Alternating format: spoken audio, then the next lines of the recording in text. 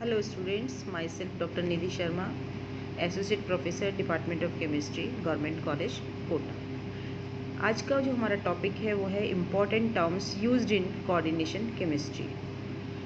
तो इसमें सबसे पहले आता है सेंट्रल मेटल आयन।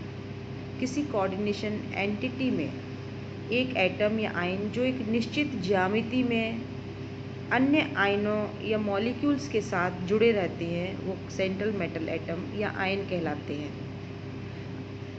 ये ट्रांजिशन एलिमेंट्स हो सकते हैं, अधिकांशतः ट्रांजिशन एलिमेंट्स ही होते हैं। इनके पास वेकेंट ऑर्बिटल्स होते हैं अवेलेबल और ये इलेक्ट्रॉन एक्सेप्टर होते हैं।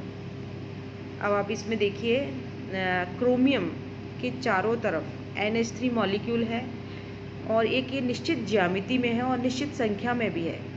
ये 6 हैं और ज्यामिति इसकी ऑक्टाहेड्रल है। तो ये सेंटर में जो क्रोमियम है वो क्या कहलाएगा? Central metal ion. नेक्स्ट आता है लिगेंड। लिगेंड वो मॉलिक्यूल्स होते हैं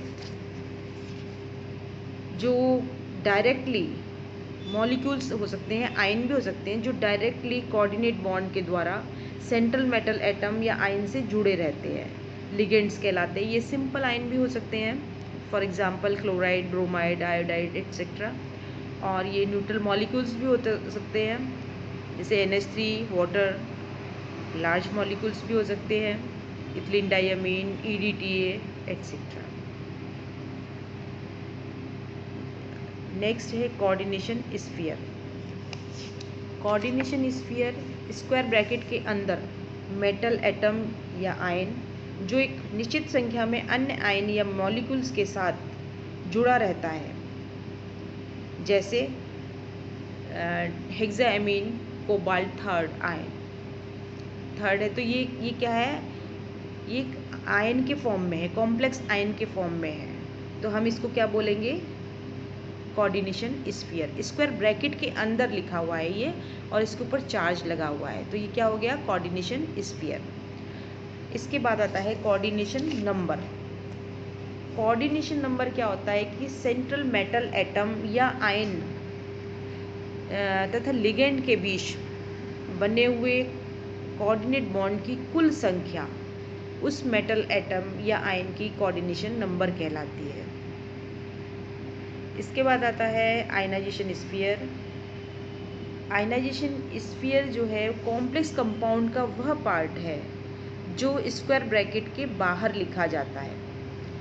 अब आप इसमें देखिए, हेक्साएमीन, कोबाल्ट थर्ड, क्लोराइड। तो Cl3 जो हमने स्क्वायर ब्रैकेट के बाहर लिखा है वो क्या है? Ionization sphere. इसी कॉम्प्लेक्स में अगर हम देखें तो CO कोबाल्ट जो है वो क्या है? सेंट्रल मेटल आयन है।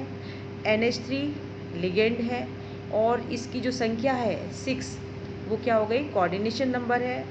Cl3 लिखा हुआ है वो आयनाइजेशन स्फीयर है और जो हमने डॉटेड लाइन से स्क्वायर ब्रैकेट को कवर कर रखा है वो क्या कहलाता है? Coordination sphere. नेक्स्ट आता है ऑक्सीडेशन नंबर। ऑक्सीडेशन नंबर क्या है? सेंट्रल मेटल एटम या आयन से जुड़े सभी लिगेंड्स को उनके इलेक्ट्रॉन पेयर के साथ हटा दिया जाए तो सेंट्रल मेटल एटम पर जो चार्ज रह जाएगा उसे हम क्या कहेंगे? उस मेटल एटम का ऑक्सीडेशन स्टेट। अब इस पे एग्जाम्पल हमने दिया हुआ है, आप देखिए, ये जो कॉम्प्लेक्स दिया हुआ है हमने उसको देखिए आप ध्यान से। इसमें क्रोमियम की हमको ऑक्सीडेशन स्टेट निकालनी है कॉम्प्लेक्स में, तो जिसकी हमें ऑक्सीडेशन स्टेट निकालनी होती है हम उसे क्या मान लेते हैं? X। वाटर आप जानते हैं इसके ऊपर कोई चार्ज नहीं होता, तो 0। कितने मॉलिक्यूल्स हैं? 4, तो X + 4 × 0 प्लस Cl2 लिखा हुआ है, इसका मतलब 2 क्लोराइड आयन्स हैं यहाँ पर, तो Cl कितना कैरी करता है चार्ज? -1, तो -1 × 2। और ये सब किसके बराबर होगा? जो कॉम्प्लेक्स आयन के ऊपर चार्ज है। कॉम्प्लेक्स आयन के ऊपर चार्ज कितना है? +1, तो X = क्या हो गया? +3। तो +3 जो है वो ऑक्सीडेशन स्टेट है क्रोमियम की। अब इसके बाद आता है कोऑर्डिनेशन एंटिटी। कोऑर्डिनेशन एंटिटी क्या होती है?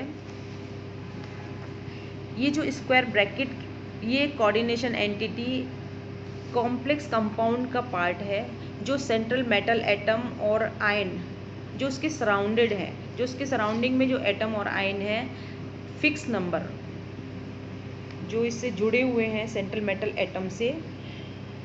फॉर एग्जांपल K4FeCN6, तो K4FeCN6 में जो स्क्वायर ब्रैकेट के अंदर FeCN6 लिखा है वो कोऑर्डिनेशन एंटिटी है। अगर इसके ऊपर हम चार्ज लगा देंगे तो ये क्या हो जाएगा, कोऑर्डिनेशन स्फीयर। तो कोऑर्डिनेशन एंटिटी क्या है, जो स्क्वायर ब्रैकेट के अंदर मेटल आयन और लिगेंड एक निश्चित संख्या में कोऑर्डिनेट बॉन्ड के द्वारा जुड़े हुए हैं, तो ये क्या हो गया, कोऑर्डिनेशन एंटिटी। और अगर ये कोऑर्डिनेशन एंटिटी के ऊपर अगर चार्ज है तो वो क्या हो गया, कोऑर्डिनेशन स्फीयर। तो आज सिर्फ इतना ही, बाकी नेक्स्ट लेक्चर में मिलते हैं। Thank you.